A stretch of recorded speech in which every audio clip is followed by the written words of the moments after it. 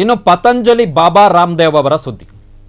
ಪತಂಜಲಿ ಕಂಪನಿಗೆ ಪ್ರಧಾನಮಂತ್ರಿ ನರೇಂದ್ರ ಮೋದಿ ಸರ್ಕಾರದವರೇ ನೋಟಿಸ್ ಅನ್ನು ಕೊಟ್ಟಿದ್ದಾರೆ.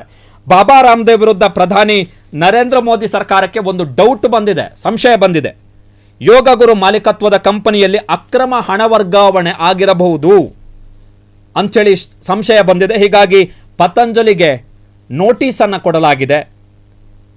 ಕಂಪನಿ ವ್ಯವಹಾರಗಳು MCA ಕಂಪನಿ ವ್ಯವಹಾರಗಳ ಸಚಿವಾಲಯದಿಂದ ನೋಟಿಸ್ ಜಾರಿಯಾಗಿದೆ. ಆರ್ಥಿಕ ಗುಪ್ತಚರ ದಳಕ್ಕೆ ಸಿಕ್ಕಿರ್ತಕ್ಕಂತಹ ಮಾಹಿತಿಗಳ ಆಧಾರದಲ್ಲಿ, ಪ್ರಿಲಿಮಿನರಿ ಏನೋ ಇನ್ಫಾರ್ಮೇಷನ್ ಸಿಕ್ಕಿದೆ ಪತಂಜಲಿ ಕಂಪನಿಯ ಬಗ್ಗೆ, ಏನೋ ವಹಿವಾಟಿನ ಬಗ್ಗೆ. ಆ ಮಾಹಿತಿಯನ್ನು ಆಧರಿಸಿ ಕಂಪನಿ ವ್ಯವಹಾರಗಳ ಸಚಿವಾಲಯ ಪತಂಜಲಿಗೆ ನೋಟಿಸ್ ಅನ್ನು ಕೊಟ್ಟಿದೆ. ಪತಂಜಲಿ ಕಂಪನಿಯಲ್ಲಿ ಅಸಹಜ ಮತ್ತು ಸಂಶಯಾಸ್ಪದ ಅನುಮಾನ ಬರುವ ರೀತಿಯ ಹಣಕಾಸು ವ್ಯವಹಾರ ನಡೆದಿದೆ ಎನ್ನುವಂಥ ಅನುಮಾನ ಸಚಿವಾಲಯಕ್ಕೆ ಸಿಕ್ಕಿದೆ, ಅಂದರೆ ಪ್ರಧಾನಮಂತ್ರಿ ನರೇಂದ್ರ ಮೋದಿ ಸರ್ಕಾರಕ್ಕೆ ಸಿಕ್ಕಿದೆ. ಹೀಗಾಗಿ ಪತಂಜಲಿ ಕಂಪನಿಯ ಕಾಗದ ಪತ್ರಗಳು ಮತ್ತು ಇತರೆ ದಾಖಲೆಗಳ ಪರಿಶೀಲನೆ ಮಾಡಬೇಕಾಗಿದೆ ಅಂತೇಳಿ ನೋಟಿಸನ್ನು ಕಳುಹಿಸಲಾಗಿದೆ. ಈ ನೋಟಿಸಿಗೆ ಉತ್ತರಿಸುವುದಕ್ಕೆ 2 ತಿಂಗಳ ಟೈಮನ್ನು ಕೂಡ ಪತಂಜಲಿಗೆ ಕೊಡಲಾಗಿದೆ. ವೆರಿ ಇಂಪಾರ್ಟೆಂಟ್ ಡೆವಲಪ್ಮೆಂಟ್ ಇದು.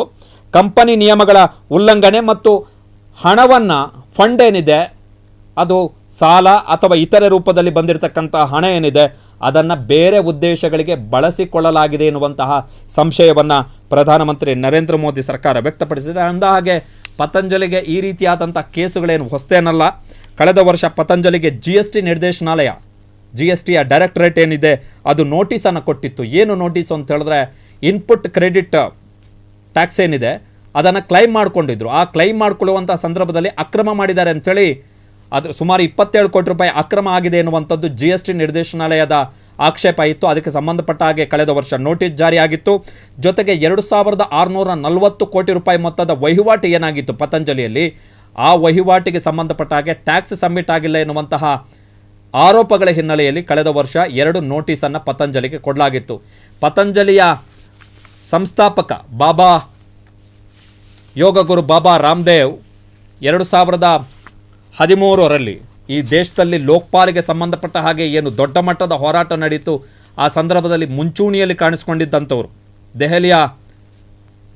ದೆಹಲಿಯಲ್ಲಿ ಏನು ಪ್ರತಿಭಟನೆ ನಡೀತು, ಆ ಪ್ರತಿಭಟನೆಯಲ್ಲಿ ಪಾಲ್ಗೊಂಡಿದ್ದಂಥವ್ರು. ಜೊತೆಗೆ ನರೇಂದ್ರ ಮೋದಿಯವರು ಈ ದೇಶದ ಪ್ರಧಾನಮಂತ್ರಿ ಆಗಬೇಕು ಅಂತೇಳಿ ಉತ್ಕಟ ಬಯಕೆಯನ್ನು ವ್ಯಕ್ತಪಡಿಸಿದಂತಹ ಪ್ರಮುಖ ಸ್ವಾಮೀಜಿಗಳಲ್ಲಿ, ಧಾರ್ಮಿಕ ಗುರುಗಳಲ್ಲಿ ಇವರು ಕೂಡ ಒಬ್ಬರು. ಆದರೆ ಮೋದಿಯವರ ಆಗಮನದ ಬಳಿಕ ಪತಂಜಲಿ ದೊಡ್ಡ ಮಟ್ಟದಲ್ಲಿ ದೊಡ್ಡ ಬಿಸ್ನೆಸ್ ಎಂಟಿಟಿಯಾಗಿ ಬೆಳೆಯಿತು. ಪತಂಜಲಿಯ ಷೇರುಗಳು ಬಿದ್ದಿವೆ ಕಳೆದ 5 ತಿಂಗಳಿಂದ. ಅದನ್ನು ನಾವು ಕೂಡ ಗಮನಿಸಬೇಕು. ಪತಂಜಲಿಯ ಷೇರುಗಳು ಬಿದ್ದಿವೆ. ಈಗ ಮೋದಿ ಸರ್ಕಾರಕ್ಕೆ ಸಂಶಯ ಬಂದಿರೋದ್ರಿಂದ ನೋಟಿಸ್ ಕೊಟ್ಟಿದ್ದಾರೆ. ಏನು ಕ್ರಮ ಕೈಗೊಳ್ತಾರೆ ನೋಡೋಣ. ಕ್ಷಣ ಕ್ಷಣದ ಸುದ್ದಿಗಳಿಗಾಗಿ ಫ್ರೀಡಂ ಟಿವಿ ಸಬ್ಸ್ಕ್ರೈಬ್ ಮಾಡಿ, ಲೈಕ್ ಮಾಡಿ ಹಾಗೂ ಫಾಲೋ ಮಾಡಿ. ಹೊಸ ಸುದ್ದಿಗಳ ನೋಟಿಫಿಕೇಶನ್ಗಾಗಿ ಬೆಲ್ ಐಕಾನ್ ಮೇಲೆ ಕ್ಲಿಕ್ ಮಾಡಿ.